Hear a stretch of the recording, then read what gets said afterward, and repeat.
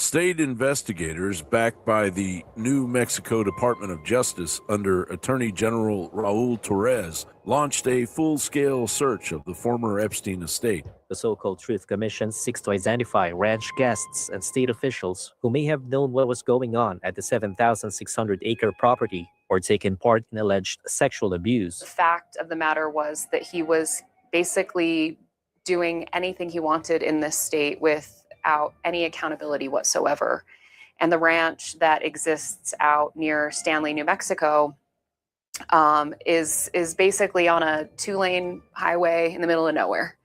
It was him with an airstrip and a sprawling place that he brought folks to that we know very little, if nothing, about. Now renamed San Rafael Ranch and owned by Texas businessman Don Huffine since 2023, oddly enough. This was obviously a dark place, and we wanted to put light in a dark place. It always shines the brightest when you do that. Hang on a minute.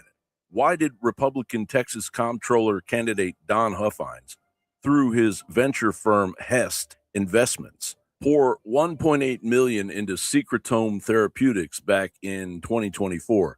A biotech outfit pushing regenerative medicine with their lead product, STM-01, derived from neonatal cardiac progenitor cells sourced from babies under 30 days old, specifically infant heart tissue from newborns with congenital defects undergoing surgery. Meanwhile, Huffine's family snapped up Jeffrey Epstein's notorious Zorro Ranch in New Mexico at public auction years after the notorious transhumanist's death. A Texas politician tied to Epstein property in New Mexico, who is now invested in transhumanist therapies, literally banking on infant hearts. Bizarre. Epstein openly discussed using the ranch as a base for outlandish eugenics-inspired schemes, including plans to impregnate multiple women with his DNA to seed and improve human race through artificial insemination and genetic engineering, ideas he pitched to scientists from the Santa Fe Institute and other elite circles he courted in New Mexico. My name is Juliet Bryant. I was kidnapped by Jeffrey Epstein 22 years ago. A lot of frightening things happened there. I went outside to have a cigarette. I saw these 3 lights like in a triangle formation. Everything got weird. I felt very scared. But then what happened is I got locked out. I couldn't get back in. And that's also the time when I have that sort of flashback where I wake up paralyzed in the lab.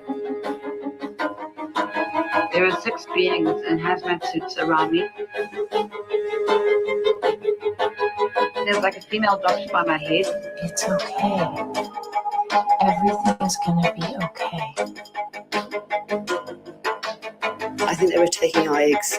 Whispers of even darker horrors have swirled around Zorro Ranch for years, fueled by an anonymous 2019 email purporting to come from a former staffer claiming that 2 foreign girls died by strangulation during rough fetish sex and were buried in the quiet hills nearby on orders from Epstein and Ghislaine Maxwell. In fact, there are records dating back to the mid-1990s of abuse happening at the ranch, including a report to the FBI in 1996 by a survivor and multiple other reports over the years. And one of the significant and important pieces of this case is to understand why justice was never pursued at the state, local, or federal level.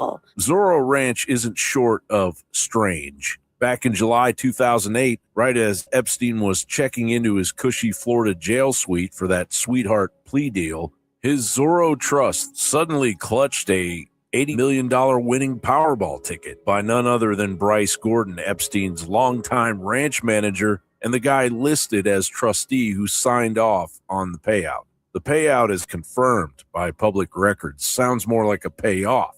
Epstein starts prison time and boom, his New Mexico playground gets an 8-figure cash infusion, likely to keep something very quiet. This renewed scrutiny could finally unearth long-buried truths or expose how deep the rot truly went in Epstein's empire of exploitation and delusion. John Bound reporting for InfoWars. Million people have cognitive disabilities because March 23rd, 2026. Welcome to the show. We are looking at something real quick. Give me a half a second while I do this because I think I got something mixed up here. I did. Perfect. All right. So I'm going to jump over here, fix this while I'm talking to you. So don't mind me while I'm doing this. I hope everyone's having a good night tonight. It's Monday, the 23rd of March, 2026, and we have a lot going on with this war. And and remember what I said. If you're new here, I have said every time I'm on the microphone, no, we're not letting go of Jeffrey Epstein and that whole thing, the pedophiles. We're not letting go of the Charlie Kirk thing. So we're just not letting those two go at all until we get to the bottom of it. And what we do know is there's a lot going on. A lot of people hiding behind the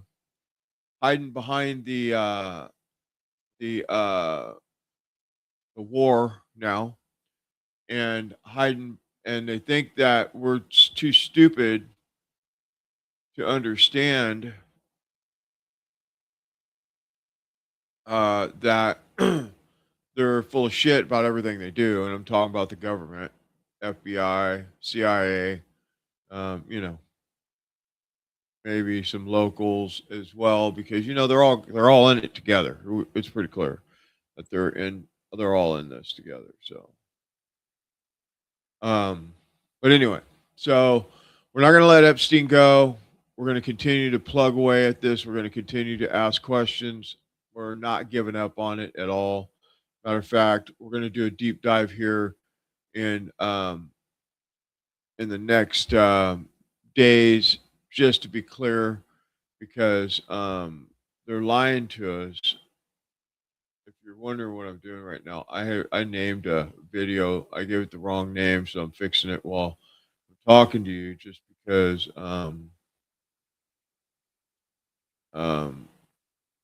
I can't stand it when it's like this, when it's all messed up. So let's fix it. Name it.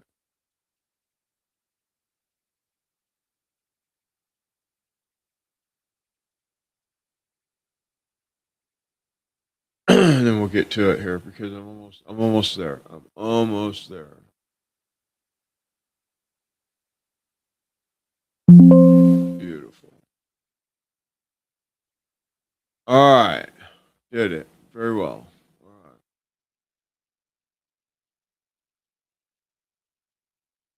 Stand by. Let's get into this. 14 days to flatten the curve. Wear the mask. Take the shot. You can't get COVID. You can't spread it. All horse crap. And they used COVID to derail Trump's last recovery.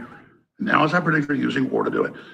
If you spend too much time on Twitter or get your news from the liberal mainstream media, you may have gotten the impression that the president's supporters are abandoning him in droves over Operation Epic Fury, his war to prevent your grandchildren from having to face off against a nuclear-armed Iran. Our hapless president has been dragged into this war against his will by the nefarious Bibi Netanyahu, according to people like Tucker Carlson, Marjorie Taylor Greene, Megyn Kelly, and now Joe Kent. Alas, none of that is true.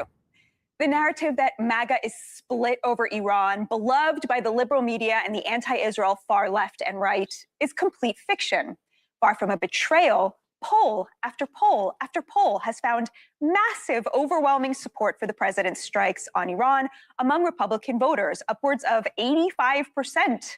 Here's what I tell President Trump. Keep it up for a few more weeks. Take Carg Island, where all of the resources they have to produce oil, control that island, let this regime die on a vine. Mm-hmm. I trust DOD. We got 2 Marine expeditionary units sailing to this island. We did Iwo Jima. We can do this.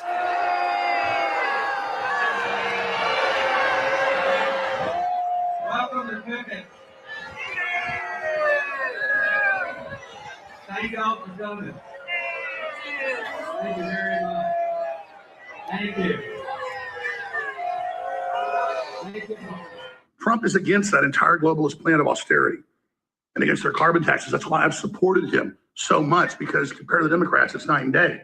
He really is returning national sovereignty to America and making our own decisions. But my God, then don't make the wrong decisions now that we have a president back in charge. This is so paradoxical, and it's so love-hate for me. And I know I've been right, and I've been proven right again. It's our own government's assessments, for heaven's sakes. And the last time I saw Charlie Kirk on this earth was in June, in the West Wing, in the stairway. And I said hi to him, and he looked me in the eye, and he said very loudly, and it's a small, you've been in the West Wing, it's small, it's a tight space. And he said, Joe, stop us from getting into a war with Iran. Very loudly. He was single-minded. And he walked off, and he went, I believe, into the Oval. So when one of President Trump's closest advisors, who is vocally advocating for us to not go to war with Iran and for us to rethink at least our relationship with the Israelis, and then he's suddenly publicly assassinated, and we're not allowed to ask any questions about that.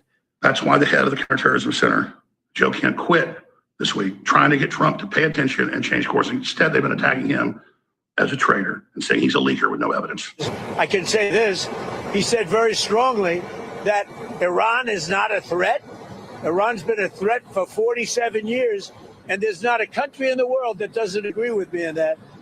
So I take this guy, Joe Kent, who lost twice for Congress, pretty badly and tough, and was devastated. And I know that he lost his wife. So instead of letting him live out his life, I brilliantly have my people call him and offer him a job in security, essentially, in the White House. And what does he do? He goes out and he says that Iran is not a threat to get publicity. Now, I probably signed up with CNN. Joe Kent, the former director of the United States National Counterterror Center, this is from Semaphore, he just resigned. He's now under FBI investigation for allegedly leaking classified information. And the investigation predates his departure. These opening remarks with one other fake news, and that is that Israel somehow dragged the U.S.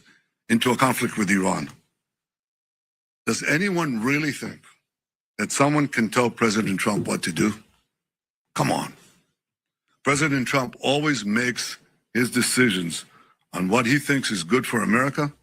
And may I add, I think what is also good for future generations. All the anti-Semites, all the isolationists, I don't believe.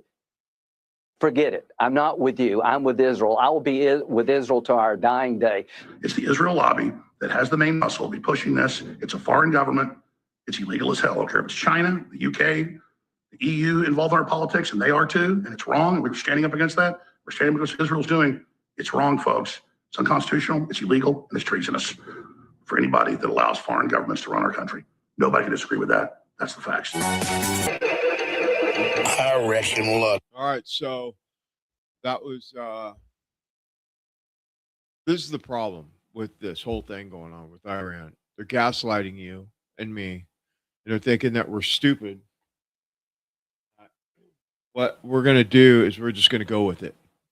We're not. Nobody, I mean, listen, there was a Fox poll out last week, 10 days ago or something, that said 89% of Republicans are for this war. And I've yet to find anybody in the base that I've talked to that's for this war. So they're gaslighting us.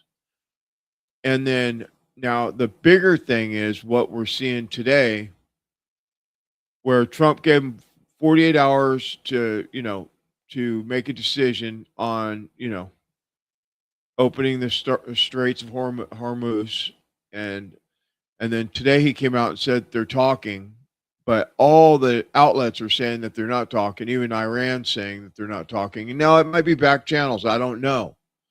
But is Trump looking for an off-ramp? Just take the off-ramp, because what you're going to get all these veterans, all these military Marines and stuff killed if you put them on the ground over there. The terrain is not built for,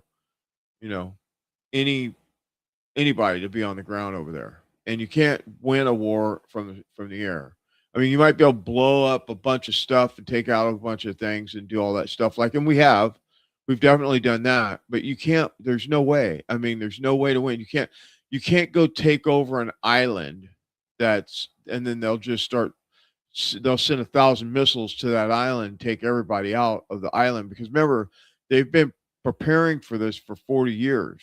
So they're very prepared for an invasion in Iran. Just saying. And I wish it was just get in there, get out, and moving on, but this looks like it's going to just go on and on and on. And it's sad. Now I have some clips here I'm going to play. This is a short show tonight, but I want to play some different reports from today, Fox News, CNN, whatever, and let you be the judge of what they're saying, and then we'll come back. I'm going to play two together. It looks like. I pulled these from YouTube, and you know how YouTube has a lot of commercials, so I had to stop and start it, but I had a 10-minute one, but it's just too long. I'm going to have to go in tomorrow when I'm in the office and just cut it into usable pieces, because 10 minutes is too long for the show tonight. I wouldn't play 10 minutes anyway. But we are going to do something on Friday that you definitely don't want to miss. We're going to do a deep dive into Charlie Kirk. So you want to check that out for sure. But if you haven't yet, please subscribe to the channel. Your support is greatly appreciated. We're doing our best to get our algorithm out there so it moves, so we can, be found. What we find is if you don't have my exact coordinates, you can't find the show a lot of times. So we're just trying to get everybody that watches the show to subscribe to the channel, leave a comment, so that we can get the algorithm going. Please, if you don't mind, that would be great. Let's get started. President Trump made those comments before leaving Florida for Tennessee, and he did not tell reporters, despite them asking, who exactly the U.S. is talking to in Iran, though he did convey it is not the current Iranian Supreme Leader, Mojtaba Khamenei. We do know that President Trump said that talks will continue today, that it is Steve Witkoff and Jared Kushner leading those, as they have for many of the foreign conflicts for President Trump in the Middle East, and asked why Iranian state media, why Iranian officials are denying that these talks are even happening. President Trump just told reporters that he believes that Iran needs better public relations. Now, in terms of the talks themselves, he claims that there have been points of agreement that are either reached, or he believes there is momentum that they will be reached, including the big one that Iran has agreed to not have a nuclear weapon. Preventing them from ever having the capability to build one was one of the core goals of Operation Epic Fury. We are still waiting to get details on that, and if Iran has actually made some movement on that. President Trump also said he relayed his request that Iran not develop enriched uranium at all. We know that Iran has argued they should be able to do so for civilian purposes, such as energy. The president also said that it was Iran who reached out to the U.S. to start these talks to make a deal in the past couple of days, and asked if he thinks that Israel would abide by a potential agreement with Iran. President Trump said he thinks the deal would make Israel, quote, very happy. All right, Aaron Navarro tracking all of that while we await the president's arrival and speech there in Memphis on a crime crackdown. Many topics there. Aaron Navarro, thanks for chasing all of them. So let's get these talks are real, and who's on the end of the phone? Yeah, that is the big question, Reed. As the foreign minister in Iran said, no, these talks aren't happening. But some enlightened and some ideas to where these ideas might be coming from are back channels. So we have reporting from Axios, excuse me, that the Trump administration has been talking to back channels such as Egypt. Egypt has confirmed that it has been working to de-escalate the conflict in Iran. But we have to rewind the clock about 48 hours to understand where this confusion came from, with Donald Trump threatening to obliterate the energy infrastructure of Iran if it didn't reopen the Strait of Hormuz. So after all of this, Reed, the Strait of Hormuz remains effectively closed. So give us an update on the state of the war, where you are positioned there in Dubai. Well, here in Dubai and throughout the United Arab Emirates, the situation remains very tense. That's because the United States has a number of military assets that are hosted here and throughout the region, between 40 and 50,000 U.S. military personnel stationed throughout the region, all of them potential targets of the Iranian regime. You also have fighting that continues all the way to the Mediterranean and Lebanon, for instance. In the south there, you have clashes between the IDF, that's the Israeli military, and Hezbollah, that is the Iranian-backed militia. That's been going on since virtually the beginning of this conflict. You have Israel taking out a number of bridges there to cut off supply lines, to cut off Hezbollah troops. All of this taking place in a war that continues to be more and more regional, not at all limited to the skies over Iran. Reed. There you have it, you guys. Let's go ahead and take a look at some more updates that have been coming out on this as well, so you can see the latest. I love this group. Progress in talks with Iran, adding, quote, I've instructed the Department of War to postpone any and all military strikes against Iranian power plants and energy infrastructure for a 5-day period. Meanwhile, growing concerns over Iran's missiles over the weekend, how far they can actually go after Iran launched ballistic missiles towards Diego Garcia, a U.S.-UK base in the Indian Ocean, 2,500 miles away. So now we know that we've been accusing them of this. They've denied it. And now we know their space program has produced a missile that can go 2,500 miles. So what does that mean? Let's take a look. 2,500 miles, it's the lighter lavender color. First off, what is now in target? I don't think they're going to be targeting Moscow, but it's now targeted. Obviously, all these states are going to be targeted and have been targeted. Now let's expand it a little. Look what goes 1,811 miles, 1,864 miles. You got the capitals of Rome, Munich, Paris, of Italy, Germany, and France. Suddenly they are paying attention, I imagine. Maybe it is their fight. And of course, in London, where they've decided to just let their military wither. And then we have Oslo and Berlin. Besides that, I think every NATO capital is now under watch. No longer speculation. You can't say America's making it up, because we just watched 2 missiles go 2,500 miles. The first one went the length, knocked down. The other one failed, was heading that direction. What else can I tell you? How about what the rocket looks like? I'm pretty sure this is not going to bring any astronauts to the moon, but this is what the rocket looks like that goes that far and that long.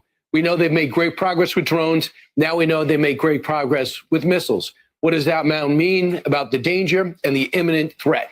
Let's bring in retired Air Force Brigadier General Robert Spalding. General, were you surprised that they elected to show what they can do with intermediate range missiles?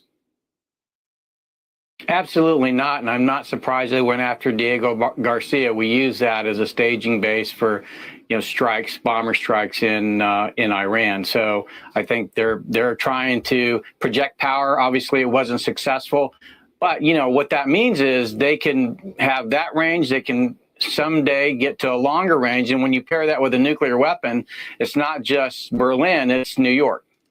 So we've been saying this for a while. Weapons inspectors go back and forth, and we hear rumors and thoughts depending on the president. We decide to approach it differently. Does this actually give the president clarity in order to tell our allies why they need to be involved in this on some level? Why it involves them? Well, and you can imagine why they're not doing anything. They're worried that those missiles are going to go raining down on the capitals, and they should be worried. Quite frankly, the biggest thing that I fear is that we'll cut this off before we can actually end it. And I think that's the challenge we face. Are we going to allow Iran to continue to develop nuclear weapons and continue to be the biggest state sponsor of terror and grow their missile capability? So if you allow them to cut up the Strait of Hormuz and then say, okay, sign this document, it's over, they know at any moment they can use that choke point to choke us out again. Absolutely. And I think if you look at that geographic area, the strait is really kind of reminiscent of the Battle of Vicksburg. You know, the South was blocking shipping going down the Mississippi River. And in this case, that's what their Iranians are doing. So we're going to have to set up something like Southern Watch, but also with an emphasis on drones to protect that area in order to keep shipping flowing while this goes on. So where would you be targeting? We have 7,000 targeted. We have a lot of success, AI and precision. What would you do? What would you be focusing on, General? I would be focused on the areas where are the shipping choke points, which is the Strait of Hormuz. And if you route the shipping in a way that you minimize the threat, perhaps we can get the ships flowing again. What do you mean by that? How do you go through a small strait in a way to minimize risk? Right. Yeah. So, I mean, obviously they're using small drones. Those have a range to them. So if we look at what are the range of the possible weapons they could use and look at where the choke point is, which is primarily this around the Strait of Hormuz, then we can probably create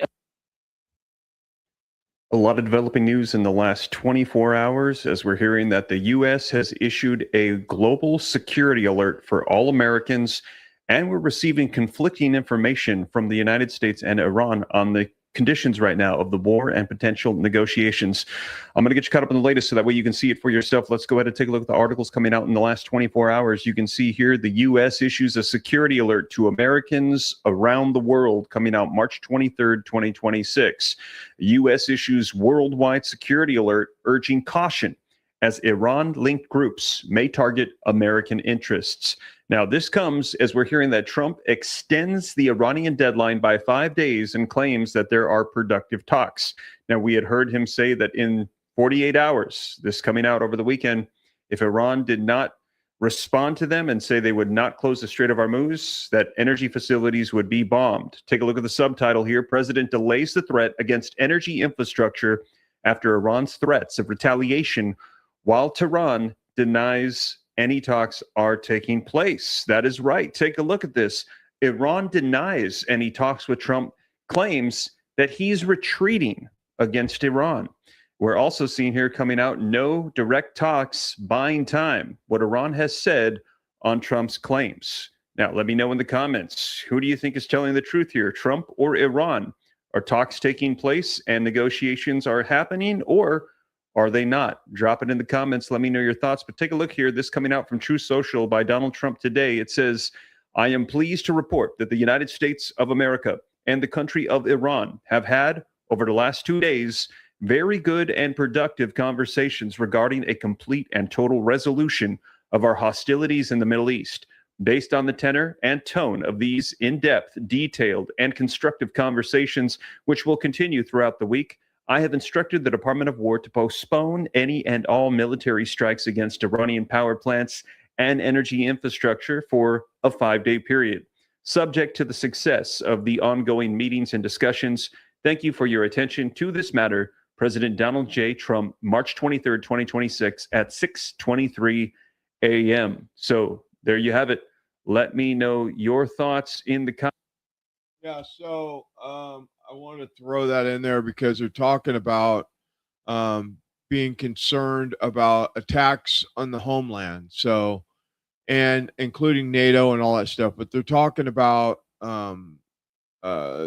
threats of attacks. So we know that they've talked about, sleeper cells and different things all for, for a couple of years they've talked about it, but it's been really, really heading up here in the last, couple months.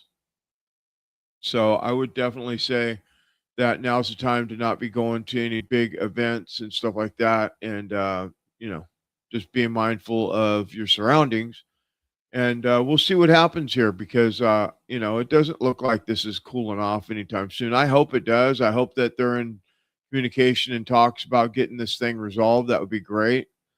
But, depending on who you're listening to, you're getting conflicting statements all across the media. So I don't know what the truth is. I'll keep you posted as I know. But I want to definitely just say that you need to be paying attention to your surroundings right now. I don't know how legitimate or how hot this is, or if this is just empty threats. Doesn't seem empty threat to me. several different news outlets were talking about it, and that's in that 10-minute clip that I'll probably